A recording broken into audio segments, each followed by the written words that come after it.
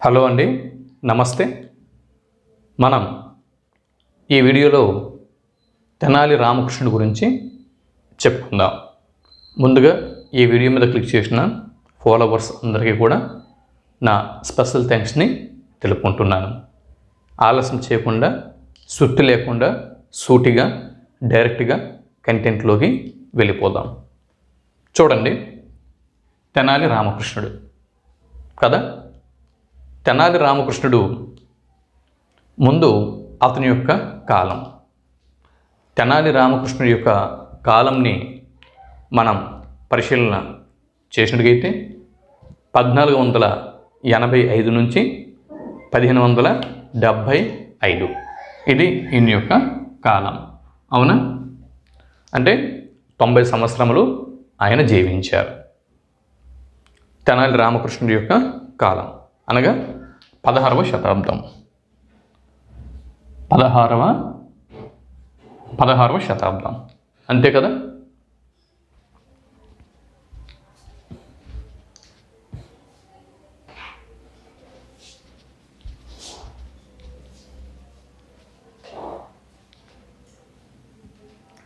ఇకపోతే ఇంటి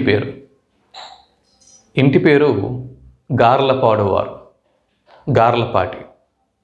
తెనాలి రామకృష్ణుడు ఇంటి పేరు గార్లపాటివారు.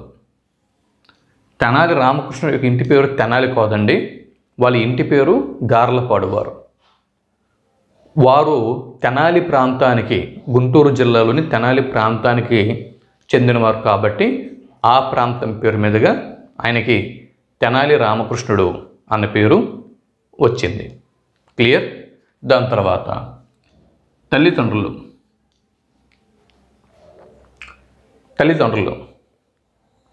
సాధారణంగా సీతారామయ్యలు ఉంటారు. ఈడ సీత బదులు లక్ష్మీదేవమ్మ ఉంటుంది, అంతే. మనం ఈజీగా గుర్తుపెట్టుకోవచ్చు. సాధారణంగా మనకి దేవతలు అనగానే ముందు ఎవరు గుర్తొస్తారు? లక్ష్మీదేవి, పార్వతీదేవి, సరస్వతీదేవి. అవునా? ఈ ముగ్గురు మనకి గుర్తొస్తారు. ముగ్గురమ్మలు, లక్ష్మి, పార్వతి, సరస్వతి. అందులో సీతమ్మ పక్కన అంటే సీతమ్మ కట్ చేసి ఇక్కడ లక్ష్మీదేవమ్మ పేరు పెట్టేస్తే సరిపోతుంది. లక్ష్మీదేవమ్మ మరియు రామయ్యలు, లక్ష్మమ్మ మరియు రామయ్య, వీరు తల్లిదండ్రులు. క్లియర్? దాని తర్వాత ఆస్థానం మీకు తెలుసు. తెనాలి రామకృష్ణుని యొక్క ఆస్థానం మనకు తెలుసు. శ్రీకృష్ణదేవరాయల ఆస్థానం. శ్రీకృష్ణదేవరాయల ఆస్థానంలో భువన విజయంలో అష్టదిగ్గజ కవులలో ఒక కవి. క్లియర్? దాని తర్వాత ఈయనకు ఉన్నటువంటి బిరుదములు మనందరికీ తెలుసు. తెనాలి రామకృష్ణుడి యొక్క సాధారణంగా అందరికీ తెలిసినటువంటి బిరుదు వికట కవి. వికట కవి మనం ఎటు నుంచి చదివినా కూడా ఆ పదాలే వస్తాయి. కుడి నుంచి ఎడమకి చదివినా, ఎడమ నుంచి కుడికి చదివినా ఆ పదాలే వస్తాయి. వికట కవి, వికట కవి. చిన్నప్పటి నుంచి మనం చదువుతూనే ఉన్నాం, ఇది తెలుసు. దాని తర్వాత పరిహాస ప్రియుడు. క్రింది వారిలో పరిహాస ప్రియుడు అన్న బిరుదముని ధరించిన కవి ఎవరు గుర్తించండి అని బిట్టు వస్తే తెనాలి రామకృష్ణుడు అని మన జవాబు గుర్తించాల్సి ఉంటుంది. ఇకపోతే కుమారభారతి తెనాలి రామకృష్ణుడికి ఉన్నటువంటి మరొక బిరుదు కుమారభారతి. ఏంటండి? తెనాలి రామకృష్ణుడి యొక్క మరొక బిరుదు కుమారభారతి. ఇకపోతే సరస కవితా సనాథ. ఇవి ఈ 4 ఇక్కడ తెనాలి రామకృష్ణుడికి ఉన్నటువంటి బిరుదములు. వికట కవి, పరిహాస ప్రియుడు, కుమారభారతి, సరస కవితా సనాథ. ఇవి తెనాలి రామకృష్ణుడికి ఉన్నటువంటి బిరుదులు. 4 బిరుదులు ఉన్నాయి. అందులో వికట కవి మనకు తెలుసు. సో తెనాలి రామకృష్ణుడు అనగానే హాస్యము అన్న విషయం మనకు గుర్తొస్తుంది. మనకి అష్టదిగ్గజ కవుల్లో శ్రీకృష్ణదేవరాయల ఆస్థానంలో ఉన్న కవుల్లో హాస్యము అనగానే అసలు తెలుగు సాహిత్య చరిత్రలోనే, ప్రాచీన తెలుగు సాహిత్య చరిత్రలోనే హాస్యము అనగానే గుర్తొచ్చే పేరు తెనాలి రామకృష్ణుడు. మళ్ళీ హాస్యము అనగానే గుర్తొచ్చే పేరు ఆధునిక తెలుగు సాహిత్యంలో శ్రీ మునిమాణిక్యం నరసింహారావు గారు. అవునా? దాని తర్వాత పరిహాస ప్రియుడు మరి సరస కవిత సనాద. సో ఆయన కవిత్వంలో సరసం ఉంటుంది కాబట్టే ఆయన హాస్య కవి అయ్యాడు. కాబట్టి ఈజీ గుర్తుపెట్టుకోవచ్చు. పరిహాస ప్రియుడు లేదా సరస కవిత సనాద, ఈ 2 బిరుదులు తెనాలి రామకృష్ణుడు గారికి ఉంటాయి. ఇకపోతే కుమార భారతి అనేది మరి యొక్క బిరుదు. ఈ బిరుదులు గుర్తుపెట్టుకోండి. క్లియర్? ఇకపోతే రచనల విషయానికి వద్దాం. తెనాలి రామకృష్ణుని యొక్క రచనలు ప్రధానంగా మనం గుర్తుపెట్టుకోవాల్సినవి 3 రచనలు. ఉద్భట రాజ్య చరిత్ర మరియు పాండురంగ మహాత్మ్యము, ఘటికాచల మహాత్మ్యము. అంటే ఉద్భట రాజ్య చరిత్ర, పాండురంగ మహాత్మ్యము, ఘటికాచల మహాత్మ్యం, ఈ 3 రచనలు లభిస్తున్నటువంటి రచనలు. ఇవి లభిస్తున్నటువంటి రచనలు. మిగిలినటువంటి 4 రచనలు అలభ్య రచనలు. ఇవి అలభ్య రచనలు. హరిలీలా విలాసము, కందర్పకేతు విలాసము, లింగ పురాణము, ఆది పురాణము. అది హరిలీలా విలాసము, కందర్పకేతు విలాసము, లింగ పురాణము, ఆది పురాణం. ఇవి అలభ్య రచనలు. ఇకపోతే పాండురంగ విభుని పదగుంఫనంబు. అంటే ఇక్కడ తెనాలి రామకృష్ణుని యొక్క కవితా శైలి పాండురంగ విభుని పదగుంఫనంబు అన్న విషయం మనం గుర్తుపెట్టుకోవాల్సి ఉంటుంది. ఇకపోతే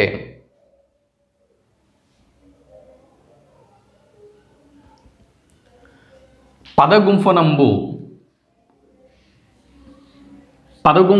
అంటే అర్థం ఏంటి? పదగుంఫనంబు అన్న పదానికి అర్థం ఏంటి? నూతన పదాల కూర్పు. నూతన పదాల కూర్పు. నూతన పదాల కూర్పు. పదగుంఫనంబు అనగా అర్థము నూతన పదాల కూర్పు. ఓకే. అయితే ఇది ఎందుకు వచ్చింది? పాండురంగ విభుని పదగుంఫనంబు అంటే నూతన పదాల కూర్పే. కాబట్టి ఈ పదగుంఫనంబు అనే పదము తెనాలి రామకృష్ణుడికి ఎందుకు వచ్చింది అంటే, ఇక్కడ సంస్కృతంలోను మరియు ఆంధ్రంలోను, సంస్కృత ఆంధ్ర భాషలలో కవిత్వం రాసేటప్పుడు లేదా కవిత్వం చెప్పేటప్పుడు నూతన పదాలని వెతికి నూతన పదాలని పట్టుకొని ఆయన నూతన పదాల కూర్పుతో రచనలు గావించారు. కాబట్టి అందుగురించి ఈయనకి పాండురంగ విభుని పదగుంఫనంబు అని ఈ తెనాలి రామకృష్ణుని యొక్క కవితా శైలికి ఒక ప్రఖ్యాతి అనేది ఏర్పడింది. ఇది సంస్కృత పదాలను అధికంగా వాడినటువంటి ప్రబంధ కవి క్రింది వారిలో ఎవరు? బిట్ మీకు రావచ్చు. సంస్కృత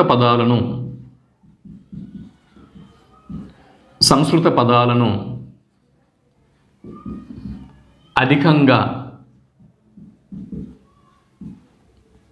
వాడిన ప్రబంధ కవి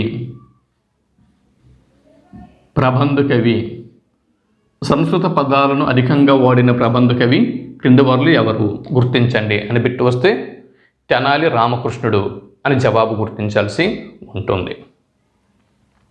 కాబట్టి ఇక్కడ దీనిని మనం అర్థం చేసుకోవాల్సి ఉంటుంది. క్లియర్?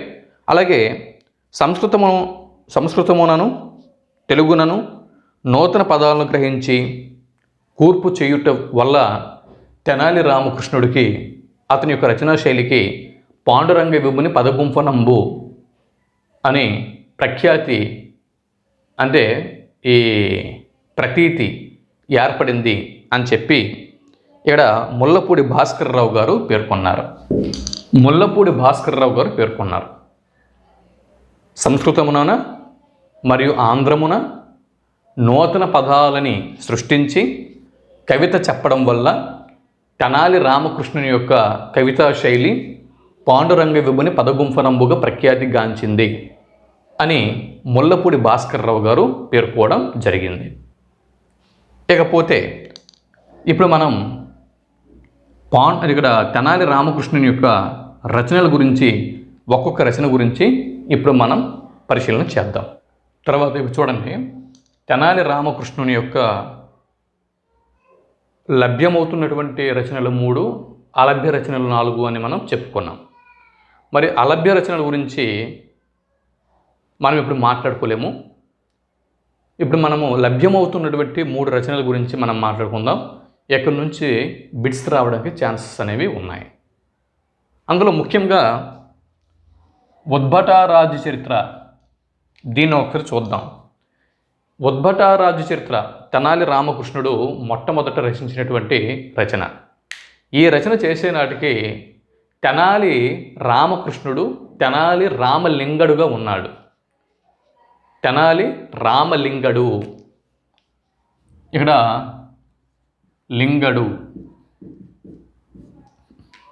అప్పటికి తెనాలి రామకృష్ణుడు శైవ భక్తి తత్పరుడుగా ఉన్నాడు, శివుని యొక్క భక్తుడు. మొదట్లో తెనాలి రామకృష్ణుడు శివుని యొక్క భక్తుడు కాబట్టి తెనాలి రామలింగడు. అయితే తెనాలి రామలింగడుగా ఉన్నప్పుడు, శివుని యొక్క భక్తుడిగా ఉన్నప్పుడు ఒక శైవ ప్రబంధం అనేది తెనాలి రామకృష్ణుడు రచించడం జరిగింది. ఇక్కడ ఉద్భటారాజ్య చరిత్ర పరిశీలన చేసినట్లయితే ఇందులో ఆశ్వాసముల సంఖ్య 3. ఉద్భటారాజ్య చరిత్రలో ఆశ్వాసముల సంఖ్య 3. పాండురంగ మహాత్మ్యంలో ఆశ్వాసముల సంఖ్య 5. ఘటికాచల మహాత్మ్యంలో ఆశ్వాసముల సంఖ్య 3. 3, 5, 3 మీరు చూడొచ్చు. 3, 5, 3.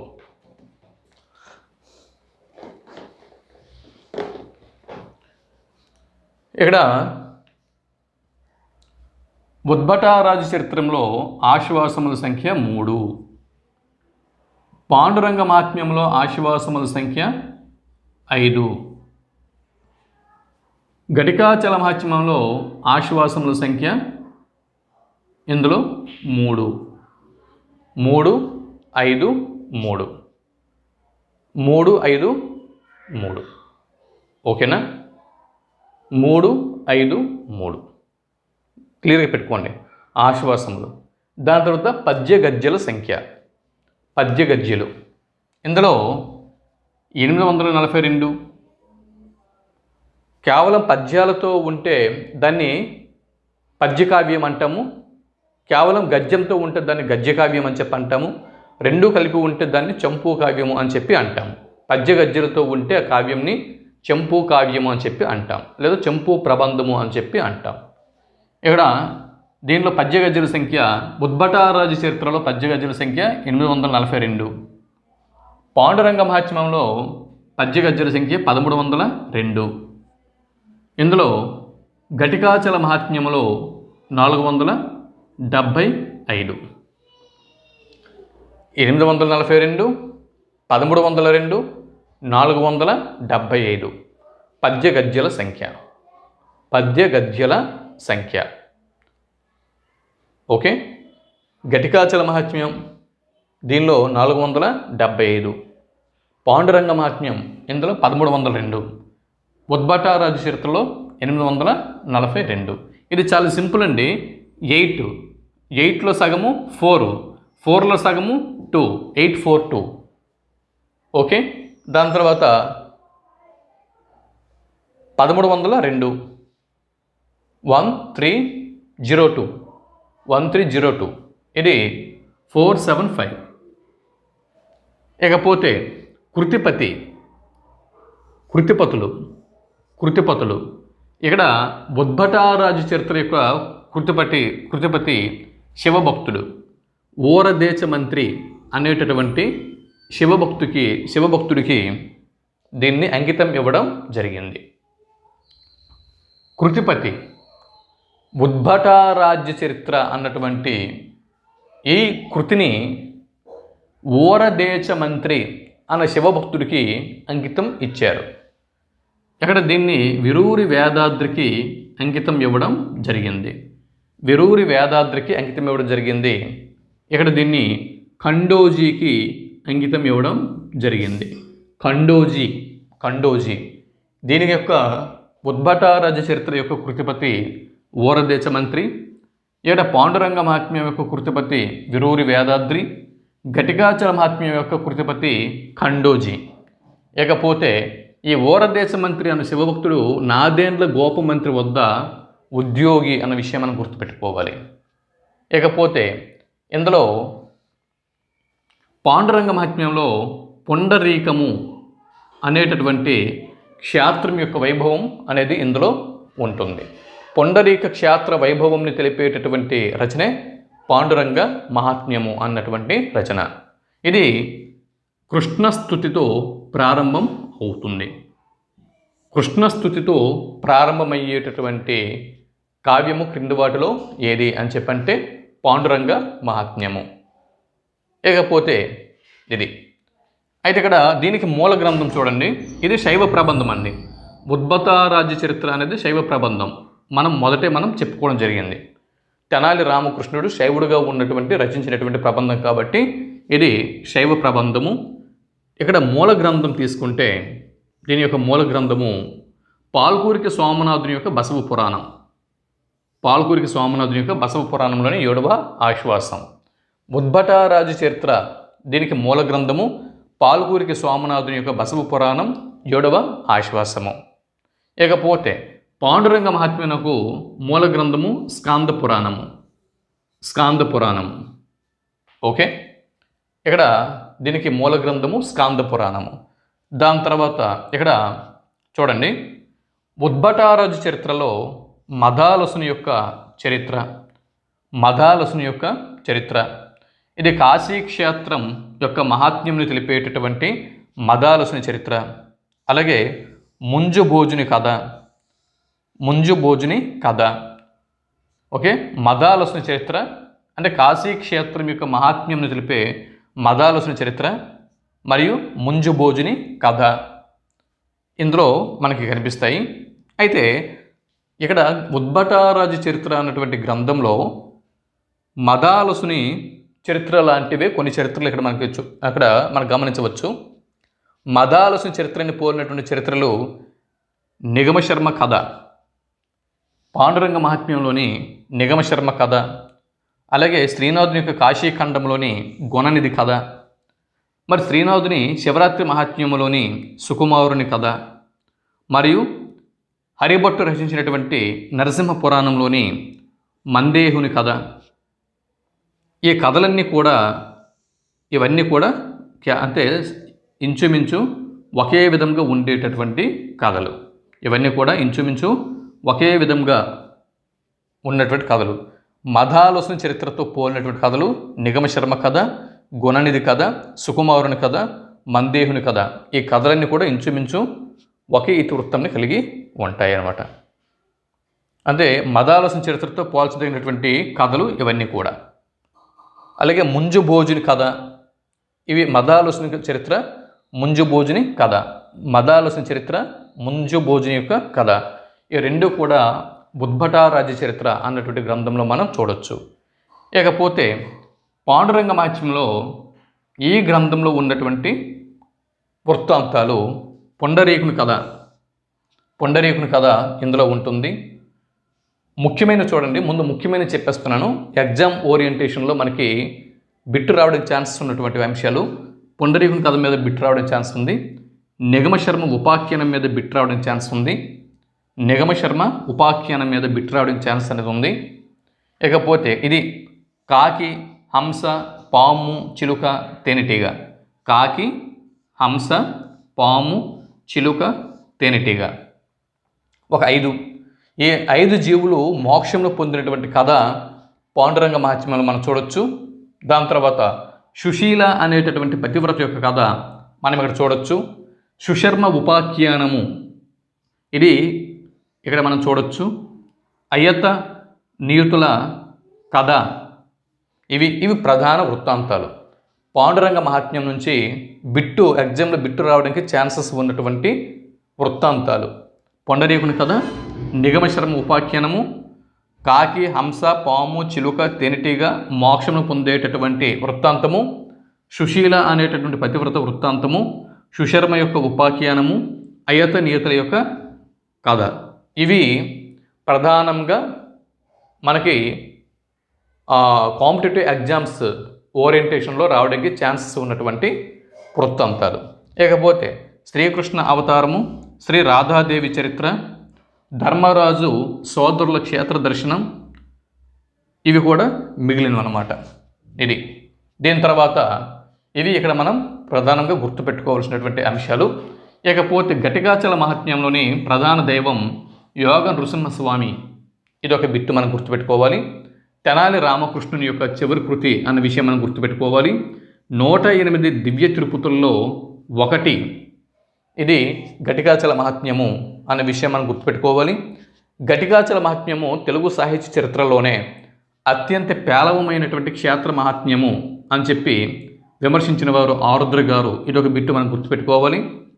దీన్ని ఘటికాచల మహాత్మ్యంని కాళ్ళు చేతులు లేని కథ, కాళ్ళు చేతులు లేనటువంటి కథగా విమర్శించిన వాళ్ళు రాళ్లపల్లి అనంతకృష్ణ శర్మ గారు అన్న విషయం మనం గుర్తుపెట్టుకోవాల్సి ఉంటుంది. ఇవి ఎగ్జామ్ ఓరియంటేషన్లో మనం గుర్తుపెట్టుకోవాల్సినటువంటి అంశాలు. అయితే తెనాలి రామకృష్ణుడికి సంబంధించినటువంటి మరింత ఇన్ఫర్మేషన్ మీకు కావాలి అనుకుంటే మీరు మన లైఫ్ టైం మెంబర్స్ యొక్క వాట్సాప్ గ్రూప్ని మీరు ఫాలో అవ్వాల్సి ఉంటుంది. ఇంతవరకు కాంపిటేటివ్ ఎగ్జామ్స్ వరకు ఎంతవరకు మనకి అవసరమో అంతవరకు మీకు బోర్డు మీద మీకు ఇచ్చాను. మొత్తం కూడా ఏంటంటే ఇక్కడ నుంచి బిట్స్ అనేవి మ్యాక్సిమం మిస్ అవ్వవు. ఇంకా అంటే తెనాలి రామకృష్ణుడికి సంబంధించి ఈ ఇన్ఫర్మేషన్ కాదు మాస్టరు, ఇంకా మాకు మరింత ఇన్ఫర్మేషన్ కావాలి అనుకునేటోళ్ళు, ఇంకా అదనపు సమాచారం కావాలి అనుకునేటటువంటి వారు మన లైఫ్ టైం మెంబర్స్ గ్రూప్లో మెంబర్షిప్ తీసుకోవాల్సి ఉంటుంది. మరి మెంబర్షిప్ కోసం ఏం చెయ్యాలి అనేది ఈ వీడియో కింద డిస్క్రిప్షన్లో నేను వివరాలు అందించాను, ఒకసారి వెళ్ళి చూడండి.